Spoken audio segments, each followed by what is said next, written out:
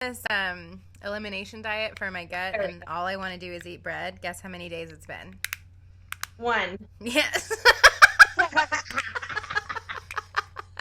You're we supposed to recording? go. Yeah, we're recording. Okay. Like,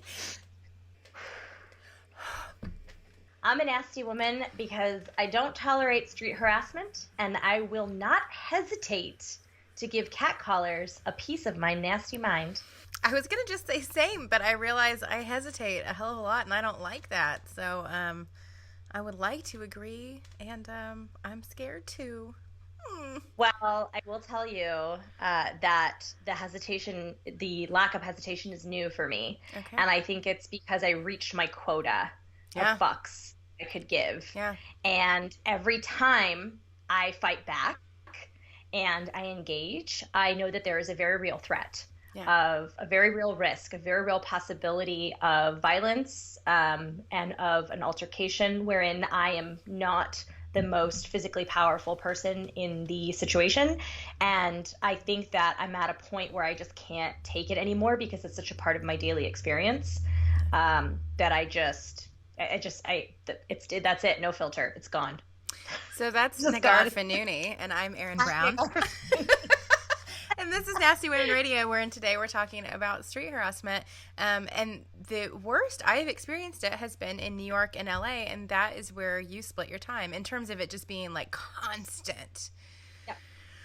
So, Yeah. what is your daily experience like with it? It is absolutely a daily part of my experience. And like you said, I do split time between New York and LA. And from everyone that I've heard of says that, that's pretty much where they found it to be the most dramatic and most excessive. And I am, I, I literally experience it every single day. So when I talk to people and they diminish that experience and they say that it's not a real problem, that it's not a feminist issue, that it's not a gendered issue, and they make arguments against it and diminish my very real oppressive experience, it's frustrating for me because I can't walk outside of my home without it being an issue. Right. I live in a walkable town. I live in Venice Beach, and it's different than like some places that you might imagine in LA, wherein everything is walkable. I walk to the gym, I walk to the grocery store, I walk my dogs around my neighborhood, I walk to the beach. And so I'm always, in public on the street most of the time by myself or with my dogs. And it's a situation where I can't walk half a mile to the gym without being harassed and or catcalled at least 2 times at a minimum. It probably happens more often than I'm aware of because I've gotten in the habit of wearing headphones and listening to really loud music so that I don't even have to hear it. And I don't make eye contact, but it happens every single day. And I think that when that's the case, it can be easy to become desensitized, and it can be easy to just say, well, this is just how things are and just get used to it. But what's happened for me, as I mentioned, is that rather than getting desensitized, I'm getting fired up. Yeah. And so if it's really blatant, if I hear it, if it's really blatant, if it's really disgusting, I will engage. I will oftentimes, it depends on where I'm at in my mood. I will oftentimes just yell obscenities, and other times I will actually scold people. Yeah. And I want to say men because it is 100% of the time I'm catcalled by at least individuals who appear as men. So yeah, I will oftentimes scold them and just say, like, you know what, it's not okay to talk to me like that. It's not okay to engage with me like that. What makes you think you have the right to insert yourself in my experience and say such things to me? And oftentimes, if they respond at all, the response is, well, I was just giving you a compliment. Well, I was just saying something nice to you. What's the big deal? Right. Or if I don't engage, I'm often called a bitch for not engaging, which is a term that I don't really have a problem with. I'm not really like offended, or like I don't find the word bitch to be incendiary because I kind of like it. But I don't want to be called it in a negative connotation. Because I don't use it in a negative connotation. So I don't want that for myself. Yeah, so I'll get called a bitch. I'll get told to smile. I'll get told to be nicer, to be more agreeable. You know, these are the ways that people engage with me if they do when I scold them or when I fight back. And it's frustrating, honestly. Yeah. Well, and I don't know. I think the compliment thing is so hard to wrap my head around because I live in Kansas. We're, Midwesterners. We talk to each other for no reason. And it isn't uncommon. Almost isn't uncommon for someone that you're walking toward on the street to make eye contact with you and say the same way they'd say lovely day, you look great today kind of thing. And that to me doesn't feel like harassment. I can see that the intent behind it isn't malicious, that they're not asking anything of me, including engagement. They're just like, they look for eye contact and then they say something nice and move along. And then I'm like, oh, that person wanted to give me a compliment. Wonderful, and that is as likely to happen with women as it is men, maybe more likely women. And then, like you said, 100% of the time it is male-presenting people, but that are yelling nasty things to me, and it's not complimentary. If you want to give someone a compliment or you want to meet somebody, you look to see that they want to engage with you. You're not yelling at them from a car. And also, if all things were equal here, I can't imagine just wandering around shouting compliments at people, driving around in my car and be like, nice vest. That's not, we know that's not what's happening, great pants. Yes. You're not fooling anyone. That's the thing. It's typically the argument, and I think it's a defensive argument that catcallers will use to say well, I wasn't doing anything malicious. It wasn't malintent. And I think that oftentimes you're not fooling anybody. No. And if they really believe that, then they're simply just lying to themselves, because that your intention wasn't just to give a compliment. You were exerting your male privilege. You were exerting your gender-based power. You were hoping possibly for some kind of engagement that would, I don't know, does that ever convert? I don't think that's a thing. So I read something about this, the psychology of catcalling, and most often it's about the other men, because it often happens in a group of men towards one woman, which again is who's in control here, who's safe. And it's about showing the other men how masculine they are at their toxic masculinity. I'm going to beat my chest at this woman, and then whatever she does is going to be hilarious, and I'll continue to be an asshole. I mean, that's 99% of what's happening. So if you are the 1% of person I've never met that really does like to shout compliments at people on a regular basis, then here's the message that you can't do that, because everyone else in the world has screwed that up for you. So you cannot yell compliments at women. We don't want that. We don't want that. We really don't. And I know that it bothers some women less, or there's women who at least voice that it doesn't bother them as much. And for me, there's just never going to be okay. It makes me feel small. It makes me feel unsafe. It reminds me of times I've been very physically unsafe. I'm immediately wondering who's around, where I should be headed, if you're going to follow me. All of this safety shit, and making myself as small as possible when it happens, just because what? Because you wanted to yell something about anal out your window, which is usually what I get. I don't know why. We've mentioned that before. You get anal. I get yelled at about having anal. I don't know. Have they listened to our show? No. Maybe that's why. Yeah, last summer mostly. So not podcast related. Not an occupational hazard. Definitely not Nasty Women Radio listeners. That's really interesting.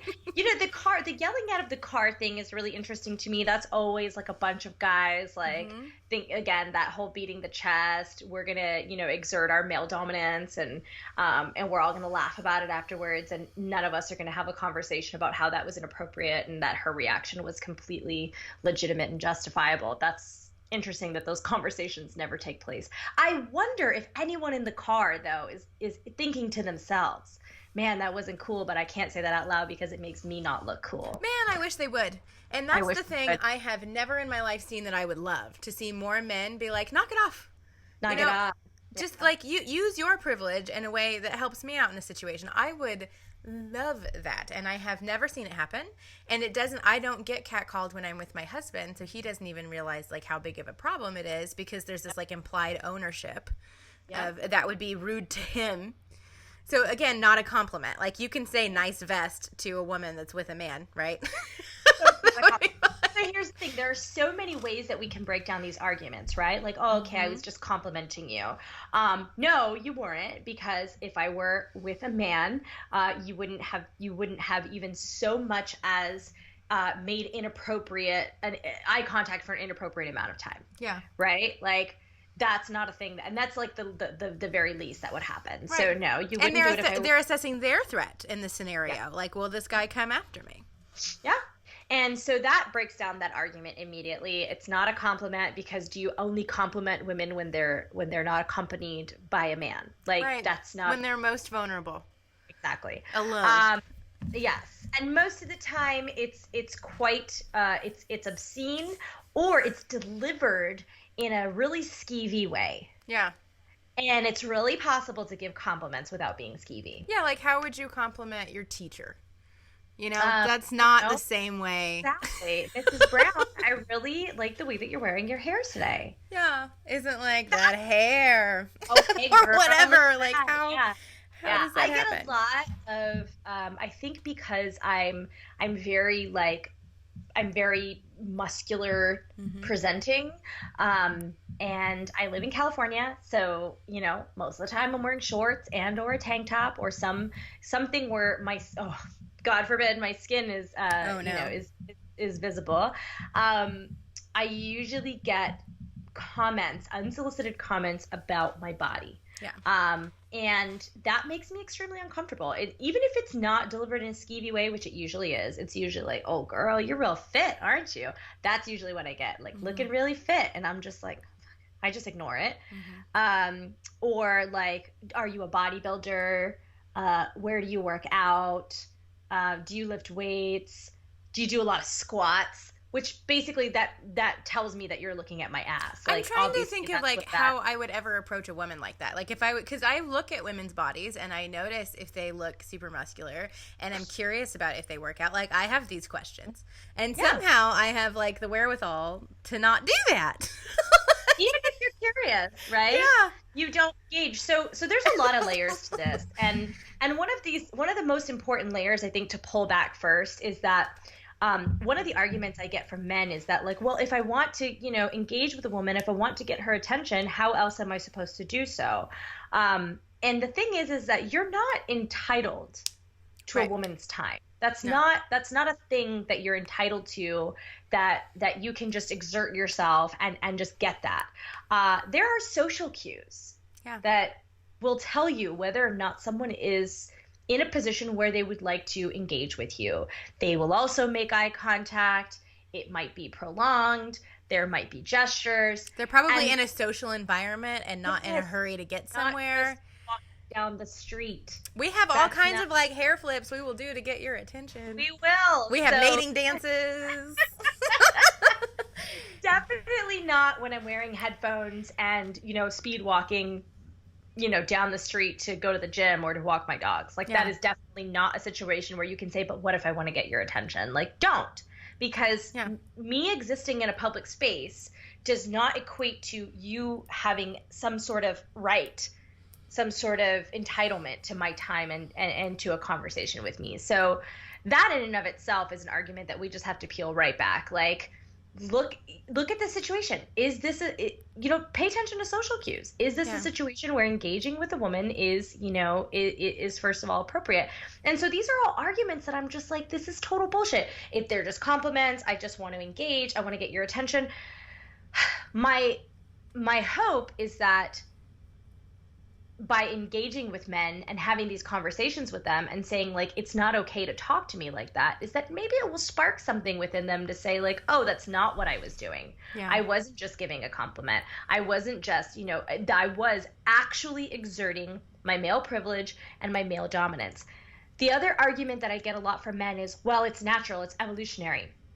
Right? It's evolutionary for men to want to spread their seed and to see something they like and want to, impregnate it. Yeah, right? okay. I want you to throw a little respect on that. Like, yeah. Like I take more than some lewd yelling to allow your seed entry. Oh my God. The argument against that is that if you're saying that's an evolutionary byproduct, like we've actually evolved. Yeah. Into a situation where we are much more civilized as a culture. Evolution is definitely not selected for that. That's not ending in pregnancy most of the time. So if it's evolutionary, they're like really behind in the evolutionary process. They're quite devolved, yes. Which actually, I can't believe that more men don't find that sort of argument offensive. They're the ones usually making it. And, you recently had a post about this where we saw a lot of this fuckery, tomfoolery bullshit happening. Like tomfuckery. Tomfuckery. Where people are like, it happens to men, which we'll get to in a minute. But why aren't more men offended by this? Because it's the same. It's a rape culture argument that if a man who's a heterosexual man sees a woman with any amount of skin or just existing or walking or anything about her is sexy to him in any way, then suddenly he has no control over his mouth, over his hands, over his violence, over anything. And I think that's horribly offensive. Mm-hmm. Horribly. Men are so much more intelligent than that. And I also see people that I think are attractive. And physical things happen in my body when I see that. But you don't exert. It doesn't ruin their day over them. Yeah. Most of the time they don't even know. And even when I'm with a group of friends and we see someone stroll by, maybe a man who's allowed to wear significantly less clothes than we are in public, and we might notice. I mean, when you see like a super muscular guy running, I usually don't miss an almost naked person running by. I usually see that. And on your radar. And I never exert myself into their life in any way. I might with my friends be like, like that's what we do. Yeah. And it doesn't mess up their day. They have no idea. No. That's okay. So it is okay. And so this is the thing, this argument that, a lot of men bring to the table and say like, well, it's evolutionary, or well, we like what we see. That's fine. That's actually okay. It's okay to see a woman walking down the street, to find her attractive, to like what you see, but internalize that shit. You don't get to objectify me just because you like what you see. How is that my problem? It's not.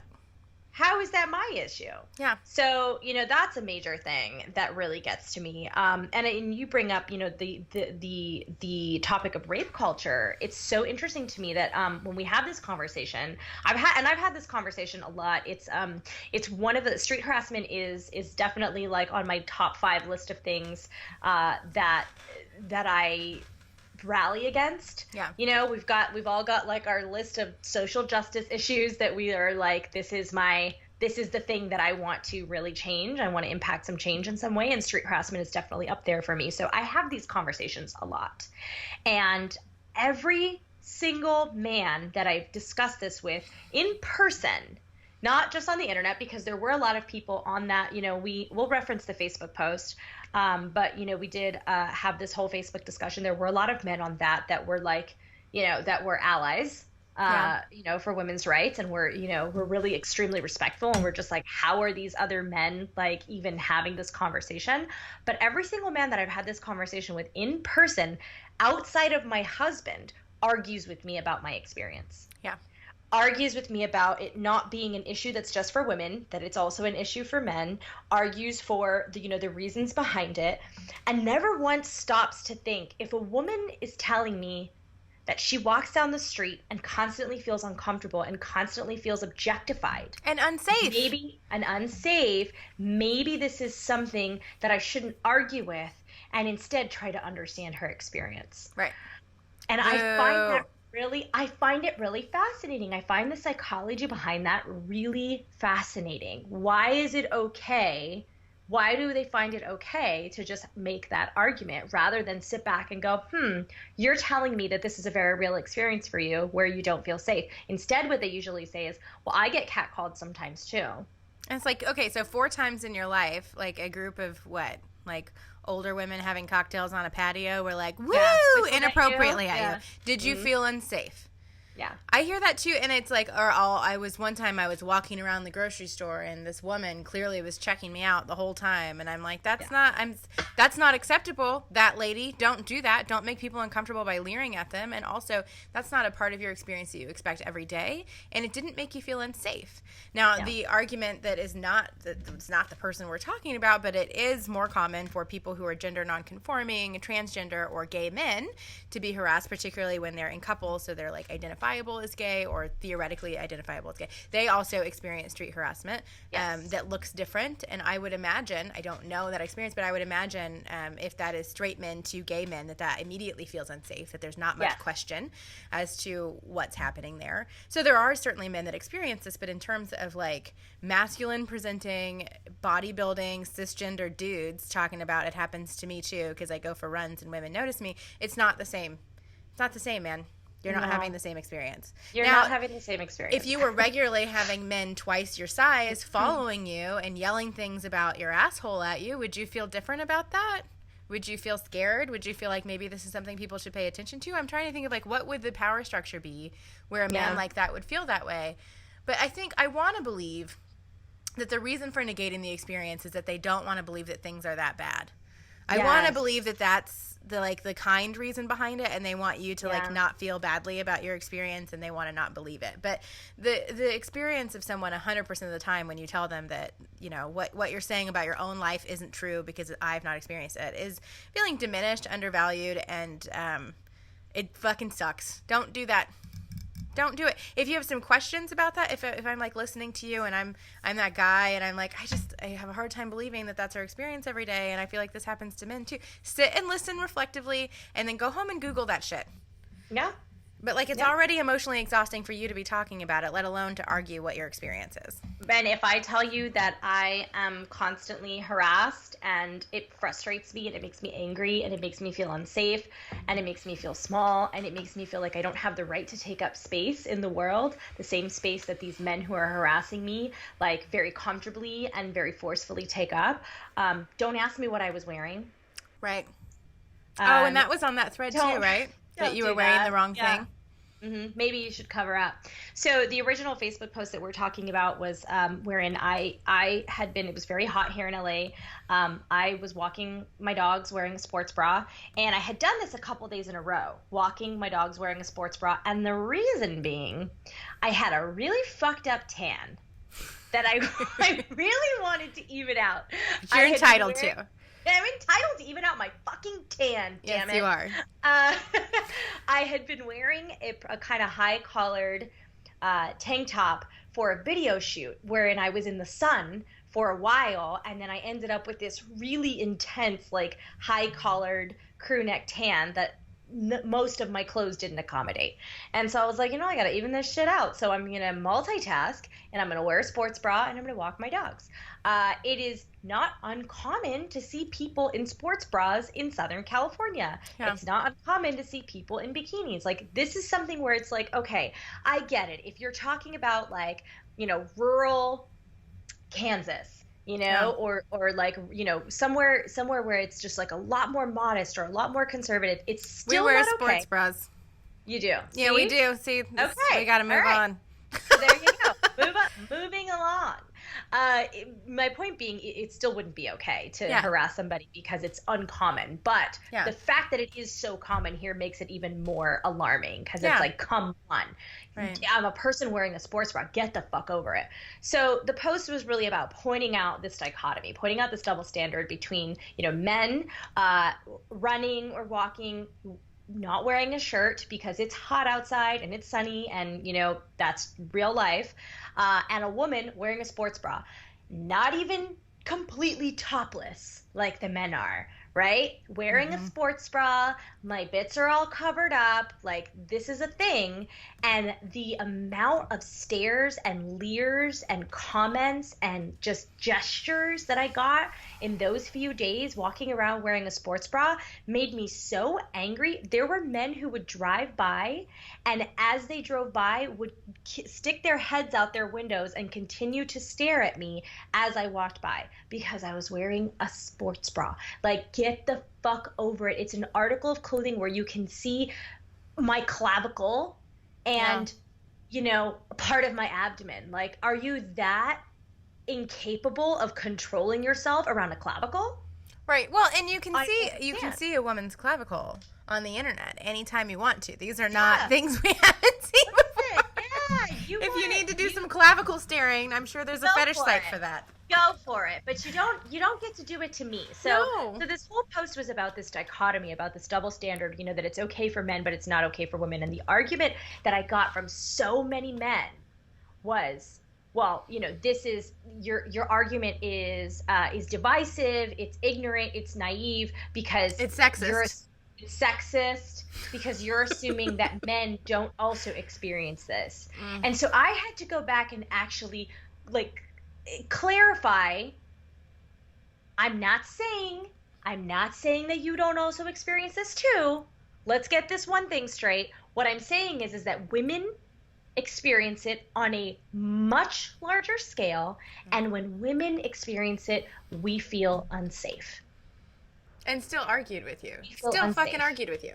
Yes. And still argued with me. So that's the thing. So if you're listening to this and you're like, yes, I've been, you know, I've had the same conversation with people and I've been frustrated trying to explain to them that the experience is different. The main defining factor here is that there is a safety issue that when you're a woman, it is very different. The power structure, the power dynamic is incredibly different. So if a man comes to you and tries to tell you, oh, I've had the same experience. Ask if he felt unsafe. Yes. Yeah. Ask if he's been followed. Ask if he's, you know, ask if, for me, a day doesn't go by that I experience this. Right. So I don't want to hear your argument about like, this happened to me one time too. So don't say it doesn't happen to men. Right. Okay. Okay. It happened to you one time. Fair enough. It happens to me every single day, multiple times a day. So for me here, it's a larger social issue. Yeah. It's not an issue of men too. It happened to me too. It's a larger social issue because if we're saying that, then what we're doing is we are negating any marginalized group's experience. Yeah. And I'm also happy to say, like, don't catcall anybody. Like, ladies don't do it. Nobody do it. That's not okay. And it's not the same problem. It's not the same problem, and that's not what we're discussing here. So when you come in to a very inflamed situation, a situation where people are being marginalized, are being oppressed, are being discriminated against on the basis of how they present, you're like, me too, guys. No. Yes. You don't get to come into it with an egalitarian argument because that is not the situation that's happening here. So that's probably the most frustrating thing is when people try to come into, you know, the street harassment or the catcalling argument and say, well, nobody should catcall anybody. Yes, that's understood. Yeah. That's understood. Agree. You're coming into a situation where someone is explaining to you their marginalized, oppressive situation. Listen. Listen and say, how can I be a part of that change? Maybe look at your own behavior, maybe, you know, maybe try to be a part of the solution rather than argue against the person's experience. So it really is it's a really interesting social sort of observation when we have these conversations about any type of oppression. But for me specifically, because I have this conversation about street harassment all the time, I'm alarmed and I'm curious and I'm interested with all the conversations that come up as a result. So I am one of the co-founders of Hollaback Lawrence, which is an international organization to fight street harassment. And I was excited when I was approached about co-founding the one here because I was like, great, because this is one like issue in my life that's a regular issue that I don't feel like I know how to respond to. I know that my safety is my first priority, and when I'm with my kid, I usually try to ignore it, and it happens more often with my kid than I would have ever imagined. It's crazy. I'm just like, really? I can't get a mom pass right now, which it's not okay for anybody ever, but it just shocked me. I thought it was about being young or about, I don't know. I don't know. I guess I expected a certain level of respect that I still don't receive. Which is really all sexism feels that way to me. Like the older I get, the more I'm like, this really fucking really. Because I'm pretty aware I don't deserve to be treated this way now. And you got away with it before because of all of my conditioning. But now I've moved on and you haven't. So I was excited to get some like ideas of what to do or like how can we combat this. And Hollaback is a great organization, but the trouble is there isn't really a whole lot we can do. There's art projects that they make, and there's a lot of research that they're doing. We are documenting cases of street harassment, where they happen, who they happen to, and basically like convincing the surrounding culture that it's a problem, which is sad to begin with. But one of the best things that we've had come out of there, which is a training that we do regularly, is a bystander training that doesn't just have to do with street harassment, sexual harassment, and typically male, female, or a male to gender nonconforming, usually male to start with. But in any kind of street harassment scenario. So but if it's race-based or religion or whatever. And there's a bunch of different interventions. I'm not going to go through the whole thing now, but the thing that I thought was most interesting for everybody is how much we know that trauma is lessened. The experience of the traumatic event is lessened for the person it's happening to when someone comes after and checks in with them. And so that changed the story from somebody was doing this to me and no one cared to someone was doing this to me and then someone came for me. And I know that to be true in my own experience too, that really the part of my own stories that I've held on to the longest is why didn't anybody help? So if you can't intervene in any other way, then when you see that happening to someone, once the situation has de-escalated, checking in with them, seeing if they need anything, if they can use your phone or whatever, just checking in and letting them know that you saw what happened and you didn't think it was okay is a huge deal. And there's a blogger, she's a social worker and a writer, Feminista Jones, that started the movement You Okay Sis. Do you know about that? Yeah. It's like a hashtag, but she started, rather than confronting the men on the street who were doing the catcalling, I think she's based in New York, she started going up to the women as it was happening and saying, you okay, sis? Which addresses the problem on multiple levels, like lets them know that what's happening isn't okay while addressing the right person, the person who deserves attention, not the one who's being mad. I really like that. I really like that approach of like, you don't have to intervene by necessarily creating an altercation with the person who's doling out the harassment, because it does. It puts the attention on the person who's being objectified, shows them that they're not alone, but also shows the other person like it's not okay to talk to people like this. Yeah. I am fully aware that the fact that like I yell back and I fight back is probably not the right move. Well, it's up to you, man. It doesn't feel good to me that I don't. It doesn't. And but it's not something that I would recommend as a strategy. It's not something that like if you're listening to this, I'm not saying that you should do this because I don't know your experience and I don't know your level of safety. I can tell you that I always have a knife. I don't walk around without something to protect myself with. So I always have a knife. And I think that it's really important for all women to have, a pocket knife or mace or brass knuckles or have something, something that's going to protect you, in some way, shape or form, because that's important. But again, like, I think that's something that I'm going to start doing, what you just mentioned. Like, I'm going to start doing that. I'm going to start, intervening in that way. Like, you okay, sis? Like, checking in, with the person being objectified. Because I think we do often feel like we want to intervene, but we're afraid to engage. Yeah. And I think that's a great way to engage without the threat, necessarily the more overt threat. Yeah. The or fear of violence. Well, the other suggestions are distract, which is just like do anything to distract the person who's causing the problem. Delegate, so going to get somebody else who's more has a higher position of privilege relative to the scenario to get in there. Distract, delegate, direct. which is basic self-defense, but like naming the behavior and telling the person what you need them to do. So that's more like head on.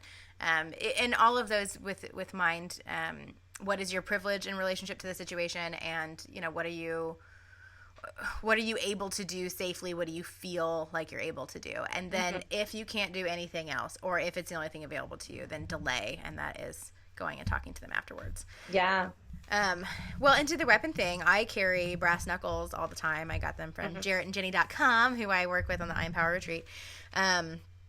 And I love them, but when my dog was injured before she passed, I was talking about how I wasn't running because she makes me feel safe, and so many people suggested I get a gun.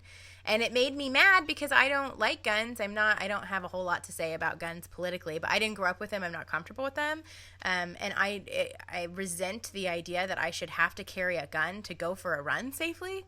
You know what I mean? So, like, I'm with, like, anything you want to carry, and I carry a weapon too, but it also, like, I just want to add how infuriating it is that that's a necessary conversation. Yeah, because we should just be able to walk around however the fuck we want to, like, try not to run into things with your body. That should be our primary safety concern.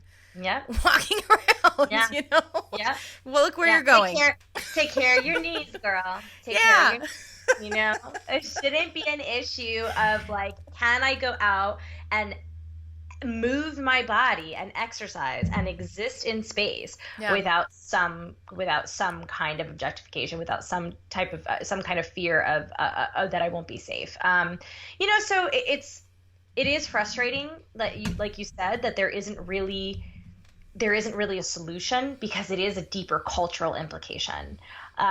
What we can do, and what I strive to do, is to raise my son with a level of respect towards all people, but specifically towards people with whom, when he grows older, that power dynamic is going to be very apparent. He is a white passing cisgender hetero male, as far as I know at this point in time, at 11 years old. He identifies as male, he identifies as heterosexual, and he is, although he is, multiracial, he's white passing. And there's a lot of responsibility that comes with that role. And I have been bringing him up to understand that responsibility from a young age, and not in a fear-based way, but in a very, compassionate and responsibility-based way. And I think that that's one thing that we can do. So if you're listening to this and you're feeling helpless and you're feeling like that's something I could do, if you have kids, that's a great way for us to start impacting change for the future. If you have little boys, raise them up to be, respectful, especially in situations of these. If you have little girls, Erin, you can speak to that. What do you discuss with Lola about this? She knows that no way that people treat her is contingent upon the way that she presents herself. And that's like so important to me, that she knows that any mistreatment that she receives is not as a result of some way that she's chosen to present herself. And that's something that I think we teach incorrectly all the time. So at least I know, it's highly likely that this is what she's going to walk into, unless dramatic change happens very quickly. But she at least knows enough about it, that any mistreatment she receives, she will not attach to her person as though it's her problem. She will immediately identify it as a problem with the culture and not with her. And I'm gonna specifically holler at moms of girls, but white moms of girls, to do that, because I think white mothers are the only specifically marginalized group of people that don't educate their kids about oppression, because they think that they can keep their childhood innocence that way, and nobody else has that fucking choice. We do not raise our daughters to understand sexism because we think we can put them in a preventative outfit and marry them off to a prince, and that's all bullshit, and we know it. So we need to start talking to our kids about that. Like I said, we're the only mothers who are a part of the oppression of women that don't automatically educate our kids about oppression. So we have to do that. I think that's it for today. Also, send people this way if they're struggling with understanding the issue of street harassment. I think we did some good breaking it down. I think we did. I think I could honestly wax poetic on this subject over and over, because it's something that when I am actually, this whole time we've been talking about it, I have this pit in my chest of this rage just brewing. So if you send them our way. Yeah. If you want to, help educate someone on the subject. But again, start thinking about what are ways that you can safely and comfortably and authentically combat the issue. My biggest hope is that, as you mentioned, that you do with Lola, letting her know that the way that she presents has nothing, the way that she presents is her prerogative, and that not to attach other people's behavior to her presentation, and let it be an issue of herself. So my biggest hope is that as women, that if you're listening to this and you're a woman and you find that this is an issue that you have to confront on a regular basis, that you will find a way to show up authentically but also safely in your body when you go out in public, and feel as though you can do some of the strategies that we've discussed here on the show, but also understand that like this is not okay, and that it's not because of anything that you're doing. Yeah. And I think that that's a huge issue that we have today with regards to rape culture, is that so much of the onus is placed on the victim, and in this case, the woman who's being harassed.